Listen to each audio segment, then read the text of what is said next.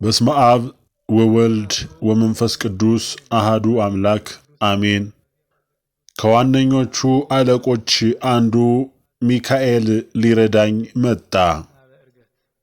ሰኔ 12 የሚከበረውን የቅዱስ ሚካኤል ዓመታዊ በዓል አስመልክቶ የመላእክትን አገልግሎት ከብሉይ ኪዳን ከሐዲስ ኪዳን ከዘመነ ሊቃውንት አስተምህሮ እንዲሁም የቅዱስ ሚካኤልን ልዩ ተራዳኢነት ከቅዱስ መጽሐፍና ከሊቃውንት ትምህርት በማጣመር በዝርዝር እንመለከታለን። የመላእክት አገልግሎት በብሉይ ኪዳን። በብሉይ ኪዳን መላእክት የእግዚአብሔር ፈቃድ አስፈጻሚዎች፣ መልእክተኞችና ጠባቂዎች ሆነው በተደጋጋሚ ተገልጸዋል።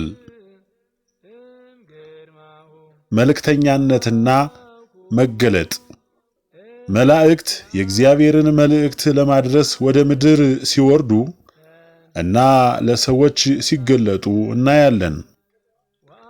ለምሳሌ አብርሃምን ልጅ እንደሚወልድ ያበሰሩት ዘፍጥረት ምዕራፍ 18፣ ሎጥን ከሶዶም ከመጥፋት ያዳኑት ዘፍጥረት ምዕራፍ 19፣ እንዲሁም ሙሴን በእሾህ ቁጥቋጦ ውስጥ የእግዚአብሔርን መገለጥ ያሳዩት መላእክት ናቸው። ዘጸአት ምዕራፍ 3 ከቁጥር 2። ጠባቂነትና ረዳትነት። መላእክት የእግዚአብሔርን ሕዝብና ግለሰቦችን የሚጠብቁና የሚረዱ ናቸው። በዘፍጥረት ምዕራፍ 24 ከቁጥር 7 ላይ አብርሃም ልጁን ይስሐቅን ሚስት ለማምጣት በላከው አገልጋዩ ላይ እግዚአብሔር መልአኩን በፊትህ ይልካል በማለት የረዳትነት አገልግሎታቸውን ገልጿል። በነቢዩ ዳንኤል መጽሐፍ ውስጥ ደግሞ ዳንኤል ከአንበሶች ጉድጓድ የተረፈው መልአክ አፉን ስለዘጋ ነው። ዳንኤል ምዕራፍ 6 ከቁጥር 22። የቅጣት አስፈጻሚነት። አንዳንዴም የእግዚአብሔርን ፍርድና ቅጣት ለማስፈጸም መላእክት ተልከዋል።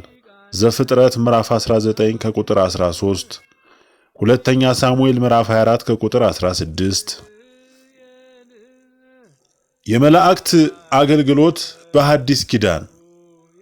በሐዲስ ኪዳንም የመላእክት አገልግሎት ቀጥሏል። በተለይም ከጌታችን ከመድኃኒታችን ኢየሱስ ክርስቶስ ልደት፣ ሕይወት፣ ሞትና ትንሣኤ ጋር ተያይዞ ትልቅ ሚና ተጫውተዋል። የወንጌል አብሳሪነት። ገብርኤል መልአክ ለዘካርያስ የዮሐንስን መወለድ በሉቃስ ወንጌል ምዕራፍ 1 ከቁጥር 11 እስከ 20፣ ለቅድስት ድንግል ማርያም ደግሞ የኢየሱስ ክርስቶስን ልደት አበሰረ። ሉቃስ ወንጌል ምዕራፍ 1 ከቁጥር 26 እስከ 38። የኢየሱስን ልደት ለእረኞች ያበሰሩትም መላእክት ናቸው። ሉቃስ ወንጌል ምዕራፍ 2 ከቁጥር 9 እስከ 14። አገልጋይነትና ረዳትነት። ኢየሱስ በምድረ በዳ በሰይጣን ከተፈተነ በኋላ መላእክት መጥተው አገልግለውታል። የማቴዎስ ወንጌል ምዕራፍ 4 ከቁጥር 11። በጌቴሴማኒም በጸለየበት ወቅት መልአክ ከሰማይ ተገልጦ አበረታው። ሉቃስ ወንጌል ምዕራፍ 22 ከቁጥር 43። የትንሣኤ ምስክሮች። ክርስቶስ ከሙታን ከተነሳ በኋላ መቃብሩ ባዶ እንደሆነ ለመግደላዊት ማርያምና ለሌሎቹ ሴቶች ያበሰሩት መላእክት ናቸው። የማቴዎስ ወንጌል ምዕራፍ 28 ከቁጥር 2 እስከ 7። በዳግም ምጽአት ጌታችን ኢየሱስ ክርስቶስ በክብር ሲመጣ ከመላእክቱ ጋር እንደሚመጣ ቅዱስ መጽሐፍ ይናገራል። ማቴዎስ ወንጌል ምዕራፍ 25 ከቁጥር 31። የመላእክት አገልግሎት በዘመነ ሊቃውንት። ከሐዋርያት ዘመን በኋላ የነበሩት የቤተ ክርስቲያን አባቶችና ሊቃውንት ስለ መላእክት አገልግሎት ሰፊ ትምህርት ሰጥተዋል። ጠባቂ መላእክት። ሊቃውንቱ እያንዳንዱ ሰው ጠባቂ መልአክ እንዳለው በስፋት ያስተምራሉ። ለምሳሌ ቅዱስ ባስልዮስ ዘቂሳርያ እያንዳንዱ ምዕመን ጠባቂ መልአክ አለው ሲል ተናግሯል። የእግዚአብሔር ፈቃድ አስፈጻሚዎች። መላእክት የእግዚአብሔርን ትእዛዛት ለመፈጸም ፈጣን እንደሆኑና በፈጣሪና በሰው መካከል ድልድይ ሆነው እንደሚያገለግሉ ተብራርቷል። የጸሎት አቅራቢዎች በራዕየ ዮሐንስ ምዕራፍ 8 ከቁጥር 3 እስከ 4 ላይ መላእክት የቅዱሳንን ጸሎት ከዕጣን ጋር በእግዚአብሔር ፊት እንደሚያቀርቡ ስለሚነገር ሊቃውንት ይህንን በመጥቀስ መላእክት ለሰዎች ጸሎት ምልጃ እንደሚያደርጉ ያስረዳሉ። የምልጃ ኃይል ከቅዱሳን ጋር በመሆን መላእክትም በክርስትና ውስጥ የምልጃ ኃይል እንዳላቸው በሊቃውንት ትምህርት ውስጥ ሰፊ ቦታ ተሰጥቶታል። ከዚህ በመቀጠል ሰኔ 12 የሚከበረው የቅዱስ ሚካኤል ዓመታዊ በዓል ታሪክ እንደሚከተለው ይቀርባል። ሰኔ 12 የቅዱስ ሚካኤል ዓመታዊ በዓል የሚከበረው የዚህ ታላቅ መልአክ ተአምራትና ረድኤት የሚታሰቡበት ቀን ነው። በተለይም የሚከተሉት ታሪኮች ጎልተው ይታያሉ። አፎሚያን ማዳኑ። የአፎሚያ ታሪክ የቅዱስ ሚካኤልን ተአምራዊ ረድኤት ከሚያሳዩ ታላላቅ ገድሎች አንዱ ነው። አፎሚያ የምትባል አንዲት ታማኝ ሴት ነበረች። የቅዱስ ሚካኤልን በዓል በየወሩ ትዘክር ነበረ። ይሁን እንጂ ሰይጣን በልዩ ልዩ መንገድ ይፈትናት ነበረ። ከዕለታት በአንድ ቀንም ሰይጣን ቅዱስ ሚካኤል መስሎ መጣባት። የቅዱስ ሚካኤልን ስዕል አድኖ ይዛ መጣችበት። አንቆ ሲይዛት ቅዱስ ሚካኤል በድንገት በመገለጥ ከሞት አዳናት። ይህ ተአምር የእግዚአብሔርን ታላቅነትና የመላእክቱን ፈጣን ረድኤት የሚያሳይ ነው። ታሪኩ የቅዱስ ሚካኤል የፍትሕ ተሟጋችነትና የመከራ ደራሽነት ምሳሌ ሆኗል። ባህራንን ማዳኑ። ባህራን በባህር ውስጥ ለሞት የተቃረበ ሰው ነበር። በዚያን ጊዜ ቅዱስ ሚካኤል በድንገት ተገልጦ ሕይወቱን አድኗታል። የሞቱንም ደብዳቤ ወደ ሕይወት ቀየረለትና አከበረው። ይህ ተአምር ቅዱስ ሚካኤል ፍጡነ ረድኤት ፈጣን ረዳት መሆኑን ያሳያል። እግዚአብሔር በመላእክቱ አማካኝነት ፈጣን እርዳታ እንደሚሰጥና አደጋ ላይ ላሉ ሰዎች ሁል ጊዜም ቅርብ እንደሆነ ያመላክታል። ለእኛም ፍጡነ ረድኤት መልአክ መሆኑ ከላይ ከተጠቀሱት ታሪኮች በመነሳትና ከቅዱስ መጽሐፍና ከሊቃውንት አስተምህሮ በመጣመር ቅዱስ ሚካኤል ለእኛም ፍጡነ ረድኤት መልአክ እንደሆነ እናምናለን። በትንቢተ ዳንኤል ምዕራፍ 10 ከቁጥር 13 ላይ ቅዱስ ሚካኤል ከዋነኞቹ አለቆች አንዱ ተብሎ ተጠርቷል። በትንቢተ ዳንኤል ምዕራፍ 12 ከቁጥር 1 ደግሞ በዚያም ወራት ስለ ወገንህ ልጆች የሚቆመው ታላቁ አለቃ ሚካኤል ይነሳል ይላል። ይህ ጥቅስ ቅዱስ ሚካኤል ለእስራኤላውያን ወይም ደግሞ በአዲስ ኪዳን ደግሞ ለመንፈሳዊቷ እስራኤል ወይም ቤተ ክርስቲያን ጠባቂና ተሟጋች መሆኑን ያመላክታል። በይሁዳ መልእክት ምዕራፍ 1 ከቁጥር 9 ላይ ደግሞ ቅዱስ ሚካኤል ከዲያብሎስ ጋር የሙሴን ሥጋ በተመለከተ እንደተከራከረ ይገልጻል። ይህ የሚያሳየው ዲያብሎስን የመዋጋት ኃይል ያለውና ለእኛም በመንፈሳዊ ውጊያ የሚረዳን መሆኑን ነው። በራዕየ ዮሐንስ ምዕራፍ 12 ከቁጥር 7 እስከ 9 ላይ ደግሞ ሚካኤልና መላእክቱ ዘንዶውንና መላእክቱን እንደተዋጉና እንዳሸነፉ ይገልጻል። ይህ የእርሱን ኃይልና የክፉ ኃይሎችን የማሸነፍ ችሎታውን ያሳያል። ሊቃውንተ ቤተ ክርስቲያን ቅዱስ ሚካኤልን የአማላጆች ሁሉ አለቃ ብለው ይጠሩታል። የእሱ ምልጃና ረድኤት ከእግዚአብሔር ዘንድ የተሰጠው ታላቅ ጸጋ እንደሆነ ያስተምራሉ። በገድለ ቅዱስ ሚካኤልና በተአምረ ቅዱስ ሚካኤል ውስጥ የተመዘገቡት ስፍር ቁጥር የሌላቸው ተአምራት እርሱ በእውነትም ፍጡነ ረድኤት መልአክ መሆኑን ያስረዳሉ። እነዚህም ታሪኮች ቅዱስ ሚካኤል ከተለያዩ አደጋዎች፣ በሽታዎች፣ አጋንንታዊ ጥቃቶችና ፈተናዎች እንዴት ሰዎችን እንዳዳነ ያወሳሉ። የእርሱን ስም በመጥራት በእርሱ አማካኝነት እግዚአብሔርን በመለመን ብዙዎች ድነዋል፣ ተፈውሰዋል፣ ተረድተዋል። በማጠቃለያም ቅዱስ ሚካኤል የእግዚአብሔር ታላቅ መልአክ ሲሆን በብሉይ ኪዳን በአዲስ ኪዳንና በዘመነ ሊቃውንት እንደተመሰከረለት ለሰዎች ፈጣን ረድኤትን የሚሰጥ ከክፉ ኃይሎች የሚከላከል ፍትህን የሚያስፈጽምና የእግዚአብሔርን መልካም ፈቃድ የሚያከናውን ነው። ሰኔ 12 የምናከብረው በዓል የእርሱን ታላቅነት ረድኤትና ምልጃ ለማሰብና ለመዘከር ታላቅ ዕለት ነው። ከዋነኞቹ አለቆች አንዱ ሚካኤል ሊረዳኝ መጣ የሚለው ቃል የዚህን ታላቅ መልአክ ተስፋ ሰጭነትና ተራዳይነት በግልጽ ያሳያል። ከዚህ በመቀጠል ደግሞ የመላእክት ማንነትንና አፈጣጠርን እንመለከታለን። መላእክት በእግዚአብሔር የተፈጠሩ መንፈሳዊ ፍጡራን ናቸው። ሰማያትና ምድር በእነርሱም ያለው ሰራዊት ሁሉ ተፈጸሙ። ዘፍጥረት ምዕራፍ 2 ከቁጥር 1 የሚለው ጥቅስ የመላእክትን አፈጣጠር ያመለክታል። በኢዮብ ምዕራፍ 38 ከቁጥር 4 እስከ 7 ደግሞ እግዚአብሔር ምድርን ሲመሰርት የጠዋት ኮከቦች በአንድነት ሲዘምሩ የእግዚአብሔርም ልጆች መላእክት ሁሉ በደስታ ሲጮሁ እንደነበሩ ይገልጻል። አካላቸው መላእክት፣ ሥጋና አጥንት የሌላቸው መንፈሳዊ ፍጡራን ናቸው። ምንም እንኳን ለተወሰነ ጊዜ የሰውን መልክ ይዘው ቢታዩም ተፈጥሯቸው መንፈሳዊ ነው። ቁጥራቸው እጅግ ብዙ እንደሆነ ተገልጿል። መዝሙር 67 ከቁጥር 17 የእግዚአብሔር ሰረገሎች እልፍ አላፋት ናቸው፣ ጌታ በእነርሱ ውስጥ በሲና በቅድስና አለ ይላል። አለቆችና መደቦች መላእክት በየመደባቸውና በየአለቆቻቸው የተከፈሉ ናቸው።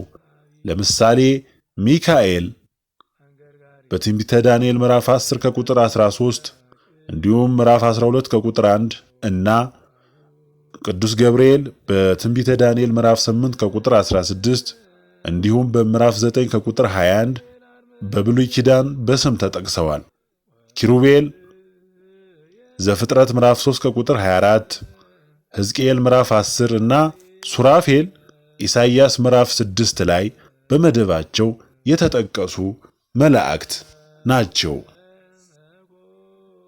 የመላእክት አገልግሎት በብሉይ ኪዳን መላእክት የሚከተሉትን ዋና ዋና አገልግሎቶች ሲያከናውኑ እናያለን።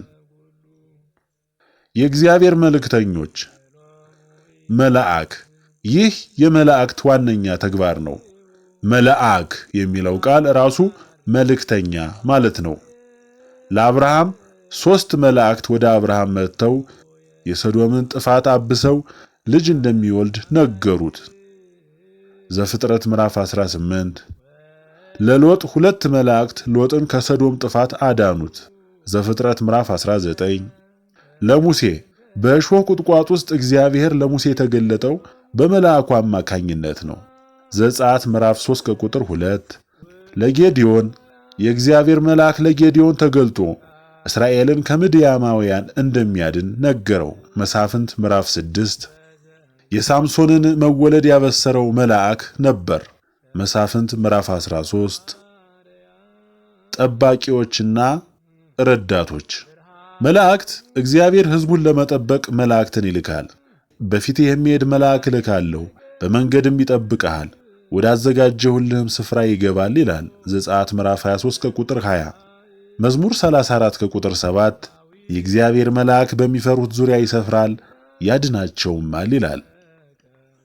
ዳንኤል በአንበሶች ጉድጓድ ውስጥ የተጠበቀው መልአክ የአንበሶችን አፍ ስለዘጋ ነው። ዳንኤል ምዕራፍ 6 ከቁጥር 22። ቅጣት አስፈጻሚዎች በሶዶምና ገሞራ ላይ የእግዚአብሔርን ቅጣት ያስፈጸሙት መላእክት ናቸው። ዘፍጥረት ምዕራፍ 19። በዳዊት ዘመን ወረርሽኙን ያመጣው የእግዚአብሔር መልአክ ነበር። ሁለተኛ ሳሙኤል ምዕራፍ 24 ከቁጥር 16። መላእክት የእግዚአብሔርን ክብርና ቅድስና የሚገልጹና ዘወትር የሚያመሰግኑ ናቸው። ኢሳይያስ ምዕራፍ 6 ላይ ሱራፌል ቅዱስ ቅዱስ ቅዱስ የሰራዊት ጌታ እግዚአብሔር ብለው ሲያመሰግኑ ተገልጸዋል። ተዋጊዎች ቅዱስ ሚካኤል የሕዝብህን ልጆች የሚጠብቅ ታላቅ አለቃ ተብሎ ሲጠቀስ በትንቢተ ዳንኤል ምዕራፍ 12 ከቁጥር 1 ላይ መንፈሳዊ ውጊያዎች ውስጥ እንደሚሳተፍም ያመላክታል። የመላእክት መገለጥ መላእክት በተለያዩ መልኮችና መንገዶች ይገለጡ ነበር። በሰው መልክ እንደ አብርሃምና ሎጥ ባሉ ታሪኮች መላእክት እንደ ሰዎች ተገልጠዋል።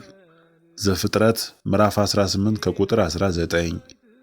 በሕልም ያዕቆብ የሕልሙን መሰላል ሲያይ መላእክት ሲወጡና ሲወርዱ አይቷል። ዘፍጥረት ምዕራፍ 28 ከቁጥር 12። በራእይ ነቢያት የራእይ ክፍሎች ሲያዩ መላእክት የተገለጡባቸው ጊዜያት ነበሩ። ለምሳሌ ሕዝቅኤልና ዳንኤል። እንደ እግዚአብሔር መልአክ ወይም መልአከ እግዚአብሔር። አንዳንድ ጊዜ የእግዚአብሔር መልአክ ተብሎ የሚጠቀሰው አካል ከፍ ያለ ግምት ያለውና ከእግዚአብሔር ጋር በእጅጉ የተቆራኘ ሆኖ ይታያል። አንዳንዶች ይህ ክርስቶስ ሥጋ ከመልበሱ በፊት የነበረው መገለጥ ነው ብለው ያምናሉ።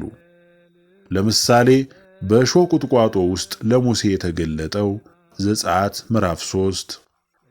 በአጠቃላይ በብሉይ ኪዳን መላእክት የእግዚአብሔርን ሉዓላዊነትና ኃይል የሚያሳዩ፣ ፈቃዱን የሚያስፈጽሙ፣ ሕዝቡን የሚጠብቁና የሚረዱ ታላላቅ መንፈሳዊ ፍጡራን ሆነው በሰፊው ተገልጸዋል። የመላእክት ሁሉ አለቃ ደግሞ ቅዱስ ሚካኤል ነው። በፈጣን ረድኤትነቱ ሁላችንንም ይባርከን። ለግሪክ ሰዎችና ላልተማሩም ለጥበበኞችና ለማያስተውሉም ዕዳ አለብኝ፣ በወንጌል አላፍርምና አስቀድሞ ለአይሁዳዊው ደግሞም ለግሪክ ሰው ለሚያምን ሁሉ የእግዚአብሔር ኃይል ለማዳን ነውና። ጻድቅ በእምነት ይኖራል ተብሎ እንደተጻፈ የእግዚአብሔር ጽድቅ ከእምነት ወደ እምነት በርሱ ይገለጣልና። ሮሜ ምዕራፍ 1 ከቁጥር 14። እግዚአብሔር ሆይ የሚሳንህ ነገር የለምና የራቀውን አቅርበህ የረቀቀውን አጉልተህ እየሰማነው ካለነው መርዶና ሰቀቀን ረፍተ ሥጋንና ዕረፍተ ነፍስን አትንሳን። ጸልዩ በእንተ ሰላም፣ ስለ ሰላም እንጸልይ፣ ስለ ሀገራችን እንጸልይ፣ ስለ ቤተ ክርስቲያን እንጸልይ፣ በጭንቅ በመከራ ስላሉት እንጸልይ፣ በረሃብ በስደት ስላሉት እንጸልይ። የሰላም የምህረት የቸርነት ባለቤት እግዚአብሔር ሰላሙን፣ ምህረቱን፣ ቸርነቱን አይንሳን። ወስብሐት ለእግዚአብሔር ወለወላዲቱ ድንግል ወለመስቀሉ ክቡር። አይኑ ዘርግብ ልብሱ ዘመብረቅ ሚካኤል ሐመልማለ ወርቅ። አይኑ የርግብ ልብሱ የመብረቅ የሆነው ቅዱስ ሚካኤል የወርቅ አመልማል ነው። አይኑ ዘርግብ ልብሱ ዘመብረቅ አይኑ ዘርግብ ልብሱ ዘመብረቅ ሚካኤል ሐመልማለ ወርቅ ሚካኤል ሐመልማለ ወርቅ ሚካኤል ሐመልማለ ወርቅ ሚካኤል ሐመልማለ ወርቅ አይኑ ዘርግብ ልብሱ ዘመብረቅ አይኑ ዘርግብ ልብሱ ዘመብረቅ ሚካኤል ሐመልማለ ወርቅ ሚካኤል ሐመልማለ ወርቅ ሚካኤል ሐመልማለ ወርቅ ሚካኤል ሐመልማለ ወርቅ ውእቱ ሚካኤል ውእቱ መልአከ ኃይል ልዑል ውእቱ ልዑለ መንበር ይስአለነ ለኢትዮጵያ ረዳኤ ይኩና አመምንዳቤ። እሱ ቅዱስ ሚካኤል የመልአክ ኃይል በስልጣን ከፍ ያለ ነው። ይለምንልን በችግሯ ጊዜ ለኢትዮጵያ ረዳት ይሆናት። ውእቱ ሚካኤል ውእቱ መልአከ ኃይል ልዑል ውእቱ ልዑለ መንበር ውእቱ ሚካኤል ውእቱ መልአከ ኃይል ልዑል ውእቱ ልዑለ መንበር ይስአለነ ይስአለ ኢትዮጵያ ረዳኤ ይኩና አመምንዳቤ ይስአለነ ይስአለ ኢትዮጵያ ረዳኤ ይኩና አመምንዳቤ ውእቱ ሚካኤል ውእቱ መልአከ ኃይል ልዑል ውእቱ ልዑለ መንበር ውእቱ ሚካኤል ውእቱ መልአከ ኃይል ልዑል ውእቱ ልዑለ መንበር የሳለነ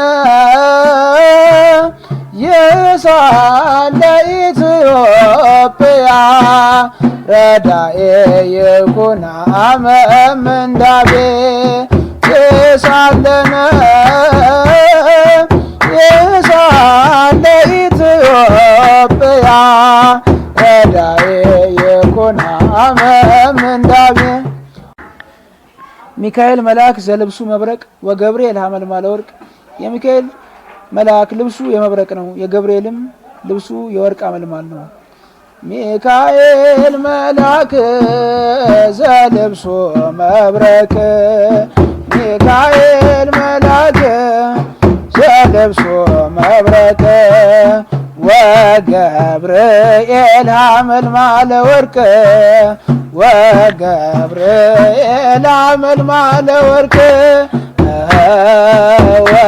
ወገብርኤል ሐመልማለ ወርቅ ወገብርኤል ሐመልማለ ወርቅ ሚካኤል መልአክ ዘልብሱ መብረቅ ሚካኤል መልአክ ዘልብሱ መብረቅ ወገብርኤል ሐመልማለ ወርቅ ወገብርኤል ሐመልማለ ወርቅ ወገብርኤል ሐመልማለ ወርቅ ወገብርኤል ሐመልማለ ወርቅ ሞገሰ ክብሩ ሚካኤል ለተላፊኖስ በልማደ ምሕረት ወሳይል ዘይት ማሰለከ አልቦ እንበለ ባህቲታ እህትከ ማርያም ድንግል።